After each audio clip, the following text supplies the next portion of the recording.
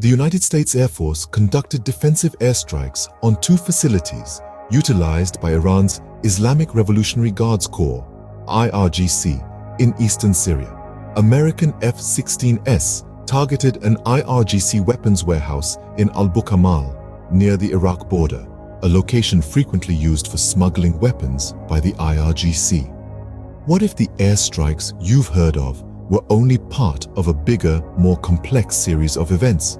U.S. Secretary of Defense Lloyd J. Austin III confirmed the airstrikes with the following statement.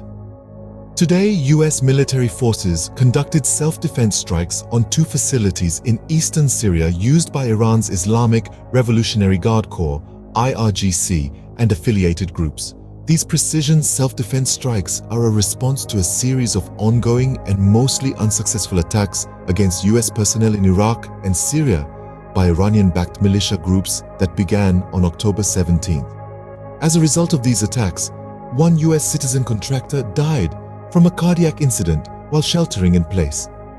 21 U.S. personnel suffered from minor injuries, but all have since returned to duty.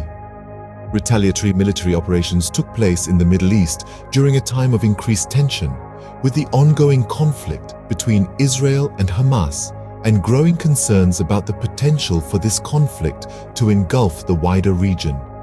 These operations were a response to a series of attacks on U.S. forces believed to be orchestrated by Iranian-backed groups, which had been ongoing since Hamas's terrorist attack on Israel on October 7th. U.S. Secretary of Defense Lloyd J. Austin III clarified the U.S. position, emphasizing that the United States had no intention of seeking conflict and desired to avoid further hostilities.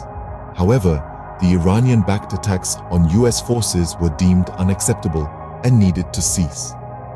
Austin highlighted that Iran sought to conceal its involvement and deny its role in these attacks against U.S. forces, but the U.S. would not allow such evasion. He warned that if attacks by Iran's proxies against U.S. forces persisted, the U.S. would not hesitate to take additional measures to safeguard its personnel. In response to these tensions, the United States took several strategic steps. 2 aircraft carriers, along with additional fighter squadrons and air defense systems, were deployed to the Middle East. These measures aimed to deter not only Iran, but also Hezbollah, an Iran-sponsored militant group operating in southern Lebanon, from launching a broader assault on Israel and escalating the conflict further. The U.S. had publicly attributed a series of over 16 drone and rocket attacks on military bases in Iraq and Syria to Iranian-backed militant groups. These attacks had caused 21 service members to be injured, according to the latest information from the Pentagon. Fortunately, all of these troops were able to return to their duties after experiencing either minor injuries or traumatic brain injuries. However, tragically, an American civilian contractor lost their life due to cardiac arrest during one of these attacks. The American troops stationed in Iraq and Syria were positioned at bases equipped with advanced weapons systems designed to counteract rocket and drone attacks, which had historically been carried out by militants supported by Iran. These bases were fortified to protect U.S. personnel and assets in the region. The cycle of violence continued, with each side intent on demonstrating their resolve, their power, and their unwillingness to back down. What had started as a single drone strike had quickly escalated into a series of back-and-forth attacks, a dangerous dance of power and reprisal.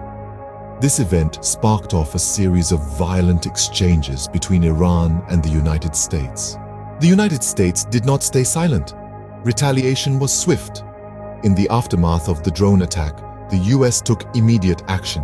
Airstrikes were launched on 2 facilities of Iran's Islamic Revolutionary Guard Corps in Syria. The message was clear: attacks on American personnel will not be tolerated.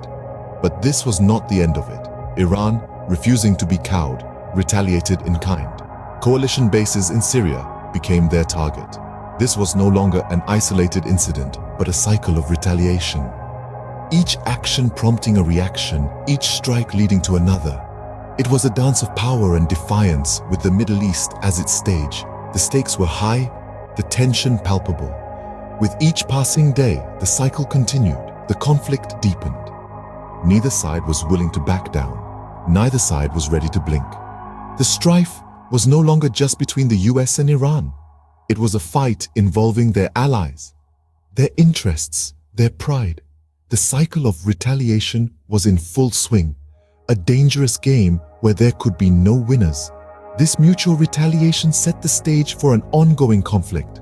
But wait, there's more to this story than just the US and Iran. This conflict paints a broader picture than one might initially perceive. It has extended far beyond the borders of the US and Iran, pulling in other significant players in the Middle Eastern region.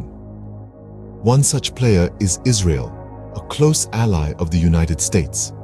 Israel has been actively involved in this conflict, conducting its own strikes against Iranian assets in Syria.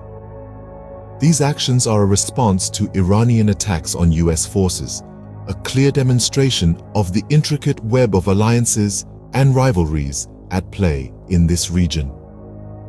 Let's delve a little deeper into the motivations driving these conflicts. From Iran's perspective, their engagement with US forces aims to inflict discomfort and eventually push them out of the region. On the other hand, the US holds Iran accountable for the attacks and has taken military action against Iran and its affiliates in response. Both Iran and the US have strategic interests in the region, and neither desires a full-scale war. They are aware of their limitations and the potential for a catastrophic fallout. However, this doesn't mean that tensions are non-existent. While the risk of an all-out war remains relatively low, there's always the potential for miscalculation. A single misstep could escalate the situation, potentially plunging the region into further chaos. That's why constant vigilance is necessary. While the risk of an all-out war remains low, constant vigilance is necessary to avoid any potential miscalculations. In the end, what we see is a complex web of actions and reactions. It's a dance of power, where every move is calculated yet carries the risk of miscalculation. The events we've discussed unfold in a timeline marked by aggression and retaliation, with the United States and Iran-backed militias often at the heart of the conflict. Other nations too are drawn into this whirl of events. Israel, for instance, finds itself battling on multiple fronts, while the US bolsters its defenses and support. And let's not forget about the role of Hezbollah, Iran's proxy, fighting on Lebanon's border. The strategic interests at play are manifold. Iran seeks to exert influence and push US forces out of the region, while the US aims to hold Iran accountable for the attacks. The risk of escalation is continually present, though both sides seem to be aware of their limitations, steering clear of an all-out confrontation. These events are a stark reminder of the intricate and volatile nature of international relations.